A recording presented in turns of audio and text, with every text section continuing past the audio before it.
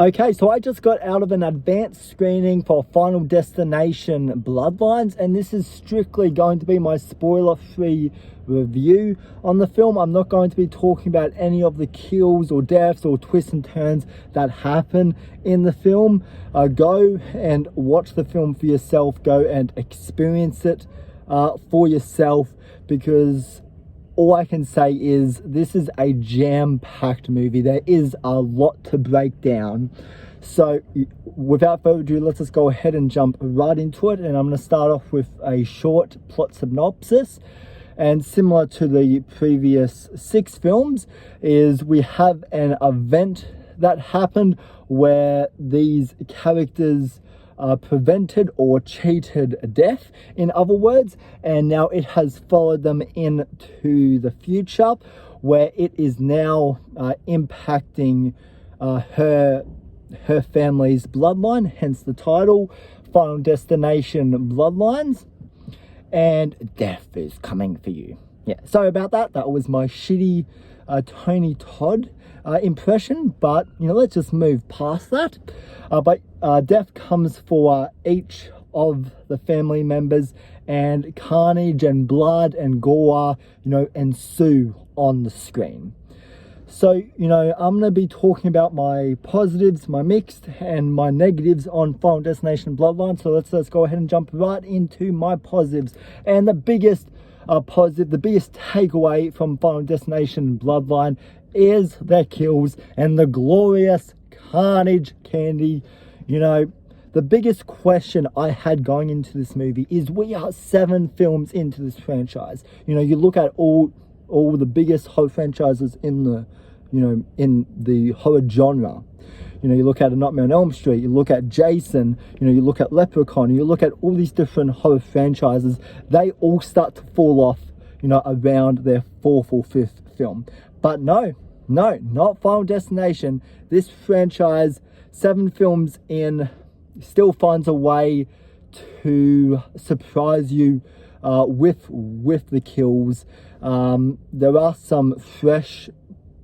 is some fresh new lore to the story, but I will get into that. But yeah, these kills, there's a sequence that takes place in a hospital, and fuck, if I wasn't already scared of a hospital, I am now. There's going to be that one kill in this film that every audience member will take away. And I almost guarantee you by the end of this movie, you will have a new fear. Because, the kills do not shy away. There is a lot of blood. There is a lot of guts. There are some really violent sequences in the film. But god damn, the hits are satisfying. And just this film, 7 films in, this franchise still manages to surprise me with the kills. And I was wincing quite often. So props to the makeup department and the script writers. But yeah, that's all I'm going to say about the kills. Go watch the movie for yourself. And now the opening sequence, the first 15 to 20 minutes of this movie, felt a very old school Final Destination, going from the clothing to the cars, to the lens choices here, to just the overall look of the opening. This felt very Final Destination 1 and 2. It has that very classic look that you love in Final Destination. And the opening, it was very intense. All of the kills in this film, they do have that domino effect where one thing triggers another thing, and it eventually leads to the big moment that we're all waiting and cheering for. And I felt that the domino effect here was really effective, and I felt that It actually made for some great teasers and some great tension in the film. Like, here's the best way I can put it. You know, if this film didn't choose to have any kills in it, and it was just the tension and the illusion, you know, of the setup of all the kills, that would have put you on edge enough. You know, that's how, you know, effectively, you know, it is used in here. And now moving on to my second positive here, which, you know, I did not expect this to actually be a positive, but you know, the characters here, you know, our main family that we follow throughout the film, you know, I thought they were really good. You know, there's some great back and forth, there's some great conversations and dialogue, you know, between all of them, especially one of the brothers, like the more heavy metal, you know, guy. You know, if you've seen the movie, you know who I'm talking about. You know, I thought he added some pretty, you know, comedic moments in the film, and yeah, like, I thought just I thought the family, you know, worked really well together in here, and, you know, and they're watchable, and, you know, there's enough characterization here for you to latch on to. But, you know, let's be brutally honest, we're not here for the characters, so when there's good characters, that's a positive to me. Now moving on to my third positive here, which is, you know, the acting. You know, I thought the acting from everyone, you know, in the movie, everyone within our main cast of characters, you know, I thought they were all really good for the most part. There was one thing I will bring up in my mix section, but you know, especially for a horror movie, you know, I thought they all did, you know, really well, you know, selling their performances, you know, selling their death scenes. And yeah, I thought everybody had, you know, had good charisma to them. So, you know, that's really all you can ask for in a performance.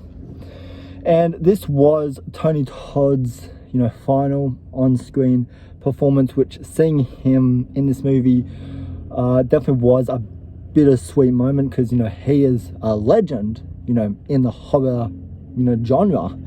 He's definitely left his stamp, you know, on this, for delivering this role for as many years as he has. And, you know, he's only in the movie for a, you know, short moment, but, you know, I thought he was really good, really good in the movie.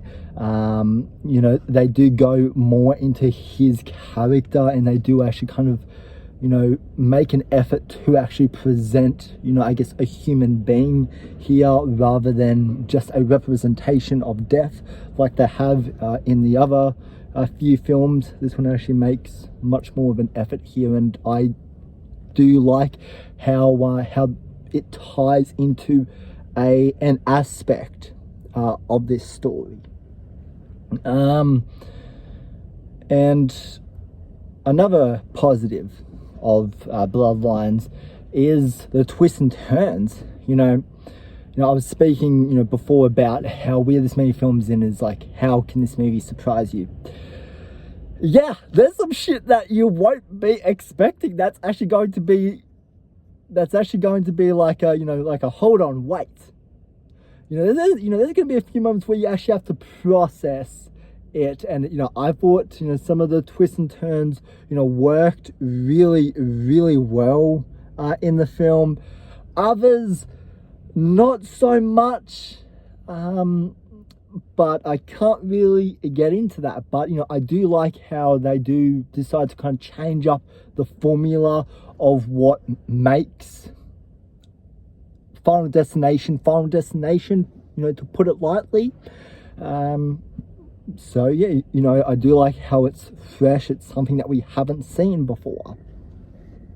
And now moving into my mixed aspect, and kind of, you know, just jumping off my other point about the acting. You know, from our main cast in here, our main leader characters, You know, my problem here is this is a family that Death has latched himself onto here. And there's scenes in the movie where family members are seeing other family members, die. That's not a surprise. And I'm not spoiling anything by saying that. And they have no emotion. Like, there's no, like, crying. Like, maybe there's, like, a bit of, like a holy shit kind of wow moment from them. But, yeah, like, that, there's no crying. There's no really emotion from them after seeing someone that they've known for years or since childhood die right in front of their eyes. I think maybe there would be a bit more of an...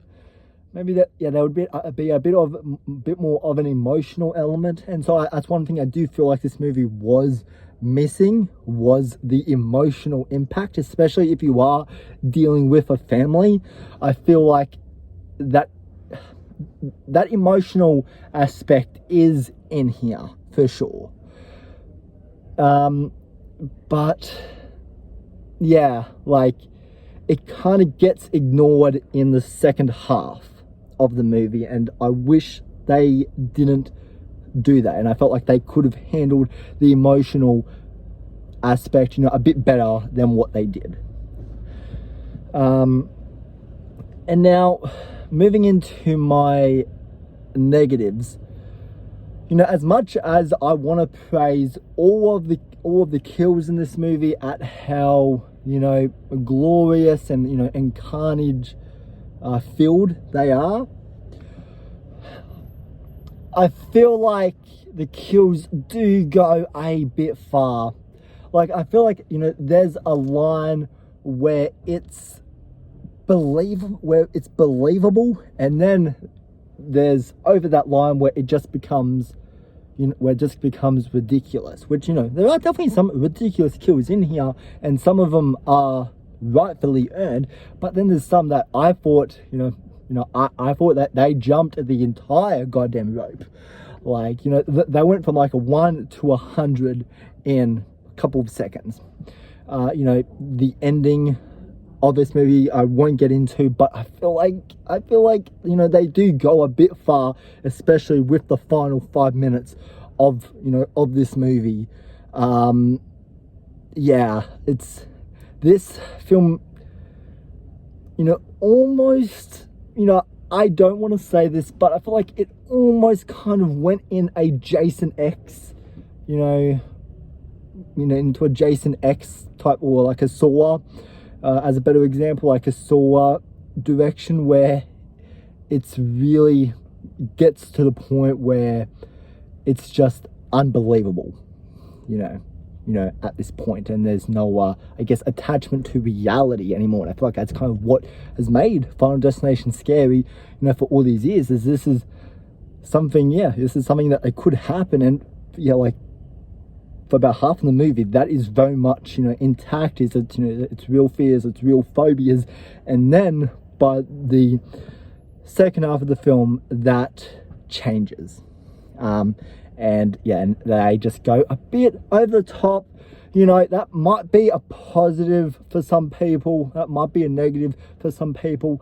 For me, I don't really know where I sit. I do like the more kind of silly and kind of self-aware and ridiculous aspect that this movie kind of does take. But yeah, they could have just maybe they maybe just could backed it up, just a notch, just a notch.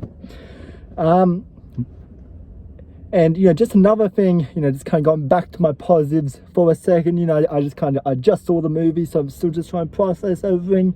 But just going back to my positives is the cinematography in this film and the production value. The production value, looks really, really good here. There's almost, all of the sets, look fantastic. And there's even a certain set piece in the film that is something out of a post-apocalyptic film, that I really dug. And just, I liked the new lore. I liked the new lore that they injected into this movie. So this is a film that if you are just going to this movie for the kills and the carnage candy, you are going to be coming out of this movie smiling ear to ear, yelling to the clouds and back, yes. But if you are someone who wants all of that, and you want a good story for the most part and good characters, this really is the ultimate Final Destination experience in that regard. So anyways, guys, that is my review for Final Destination Bloodlines. I am going to see it again because I really want to get into all of the bloody goodness, and I do want to do a spoiler review, but this film hasn't come out yet, so I'm going to give you guys a few days. At least it doesn't come out here in Australia for what is it, I think it's another week. I don't think we get it for another week. So yeah, I'm gonna see it again. Let me know down in the comments if you have seen the movie. Sorry, hands are a bit fucked up at the moment, but in the comment section, if you have seen Final Destination Bloodlines, let me know what you think of it down below, guys. So anyways, as always, guys, thank you so much for supporting my channel. Thank you for for watching me. I appreciate every single one of you, and I'll see you in the next video. Until next time, everyone, have a good night.